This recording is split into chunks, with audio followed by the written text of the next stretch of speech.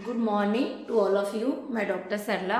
आज का जो हमारा विषय है वो एग्जाम में पूर्व में क्वेश्चन आ चुके हैं और कुछ क्वेश्चन हमारे आज द हिंदू पेपर से करंट के लिए गए हैं। तो पहला क्वेश्चन है, भारत के संविधान में 5वीं अनुसूची व 6ठी अनुसूची प्रावधान इस उद्देश्य से किया गया है। देखिए, जो 5वीं अनुसूची है, 5वीं जो लिस्ट है अनुसूची, जो एससी के प्रशासनिक, एससी और एसटी के प्रशासनिक संबंधों के बारे में उल्लेख करती है, और 6ठी अनुसूची है, 6ठी जो लिस्ट है वो ए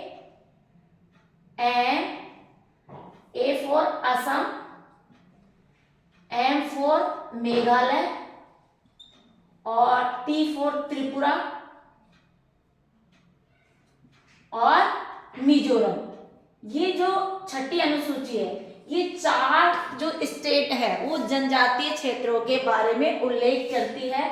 उल्लेख किया गया आर्टिकल 244(1) में। तो ये बात आपको यहाँ जो कॉन्सेप्ट है वो समझना अनिवार्य है कि इस बार ऐसे दे दिया तो इस बार ऐसे पूछा जा सकता है 6ठी अनुसूची में किन राज्यों में जनजातीय उल्लेख का वर्णन किया। तो असम AMTMI, यानी A for Assam, M for Meghalaya, T for Tripura, MI Mizoram. Clear? Assam, Meghalaya, Tripura और मिजोरम। असम, मेघालय, त्रिपुरा, मिजोरम, ये 4 जनजातीय क्षेत्र है। तो यहाँ से आपका कॉन्सेप्ट क्लियर है कि यहाँ भारत के संविधान में 5वीं लिस्ट यानी अनुसूची और 6ठी अनुसूची में प्रावधान उद्देश्य के लिए किए गए हैं। तो यहाँ SC ST जनजातीय क्षेत्रों का उल्लेख है। यहाँ 4 राज्यों में स्पेशल जनजातीय क्षेत्रों का उल्लेख किया गया है। यहाँ प्रशासनिक संबंधों को लेकर जनता के हितार्थ में यहाँ पर्टिकुलर ST बाहुल्य होने की वजह से यहाँ का असम, मेघालय, त्रिपुरा, इन जनजातियों को के बारे में, इनके विशेष सुविधाओं के बारे में, इनके हितों के बारे में उल्लेख किया गया है। अब आप ऑप्शन देखिए, ये कॉन्सेप्ट हमारा क्लियर है तो ऑप्शन में आंसर देने की कोई डिफिकल्ट भी नहीं पड़ेगा, और हमारा जो क्वेश्चन है हम नेगेटिव में भी नहीं जाएंगे क्योंकि नेगेटिव मार्किंग होती है। तो देखिए, पहला ऑप्शन है अनुसूचित जनजातियों के हितों की रक्षा करना। बिल्कुल पहले ऑप्शन में हमारा आंसर आ गया है, लेकिन फिर भी आगे ऑप्शन देखते हैं। राज्य के बीच सीमाओं का निर्धारण करना बिल्कुल गलत है। पंचायती शक्तियों का अधिकार और जिम्मेदारियों का निर्धारण करना, ये 5वीं और 6ठी अनुसूची में नहीं है। सभी सीमावर्ती राज्यों के हितों की रक्षा करना, ये भी 5वीं और 6ठी अनुसूची में नहीं है। तो हमारा ऑप्शन सीधा सीधा, यदि हमारा कॉन्सेप्ट क्लियर है तो आंसर क्लियर है। ठीक है, अब हम आंसर क्लियर है तो कहीं नेगेटिव में हमारा कहीं देखिए, जितने भी 100 क्वेश्चन आते हैं उनमें से 70 या 65-70 तक क्वेश्चन अटेम्प्ट कर लेते हैं और एक्यूरेट सही है। तो नेगेटिव में हमारा कोई चांस ही नहीं रहता, सिलेक्शन फुल रहता है। दूसरा क्वेश्चन है, ये है जल्लीकट्टू क्यों चर्चा में रहा। देखिए, बहुत ही महत्वपूर्ण क्वेश्चन है। तमिलनाडु का जो परंपरागत खेल है, तमिलनाडु स्टेट का परंपरागत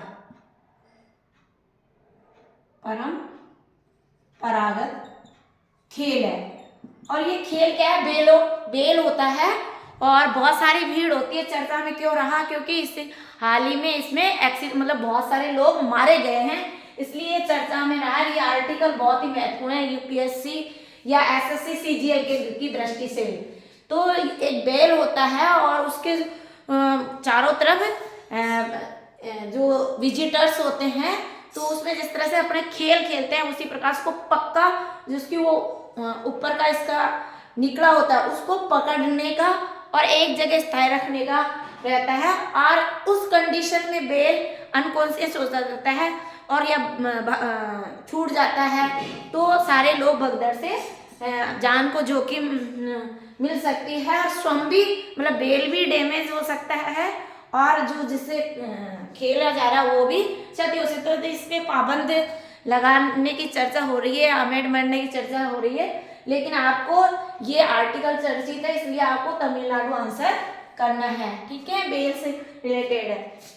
और भारतीय पशु कल्याण बोर्ड की स्थापना कब की गई है? देखिए भारतीय पशु कल्याण बोर्ड की, ये ऐसे क्वेश्चन जो इकोनॉमिक्स क्वेश्चन के मोस्टली आते ही रहते हैं। तो यहाँ भी क्या हुआ है, पशु कल्याण बोर्ड की बात, तो 1962 में पशुओं पर जो दुराचार हो रहा था, पशुओं पे हो रहे अत्याचार को रोकने के लिए हमारी इंडियन गवर्नमेंट ने एक कानून भी लाया था, वो कानून 1960 में लागू किया गया था। लेकिन यहाँ पशु बोर्ड की स्थापना की बात की गई है तो 1962 में।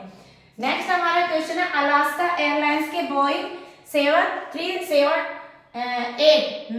मैक्स जेट का संबंध किससे है?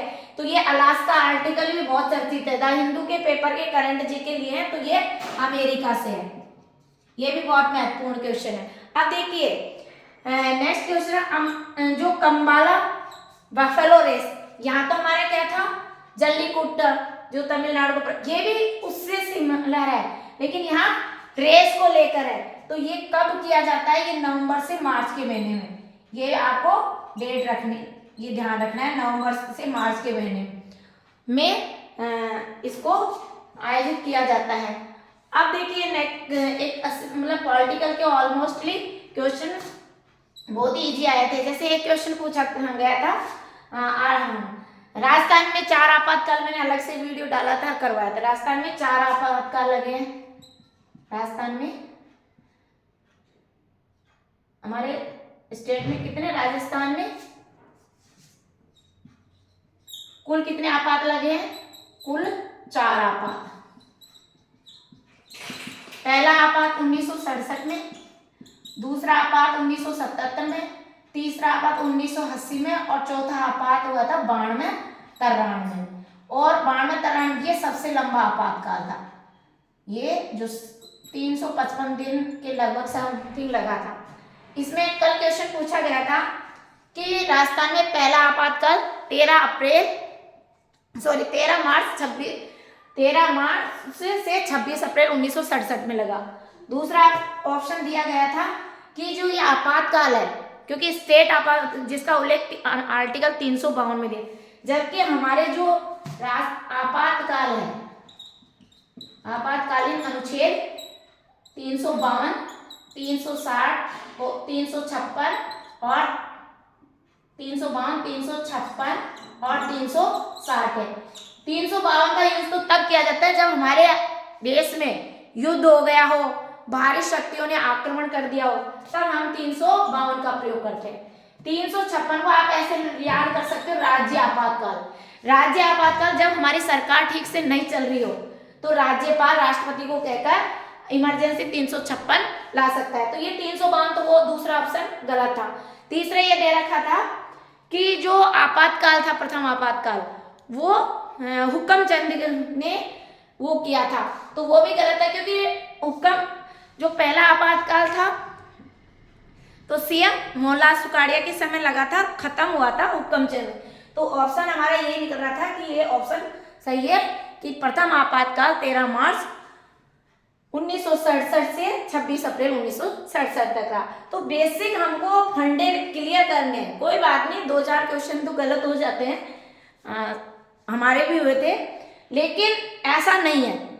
पीएचडी में भी हमने जब टेस्ट दिया था तो 2-4 क्वेश्चन तो ऑलमोस्टली प्री पीएचडी टॉप किया था, तो उसमें भी हमारे 2-4 क्वेश्चन, लेकिन मैं टॉप रही थी, राजस्थान यूनिवर्सिटी में टॉपर में थी।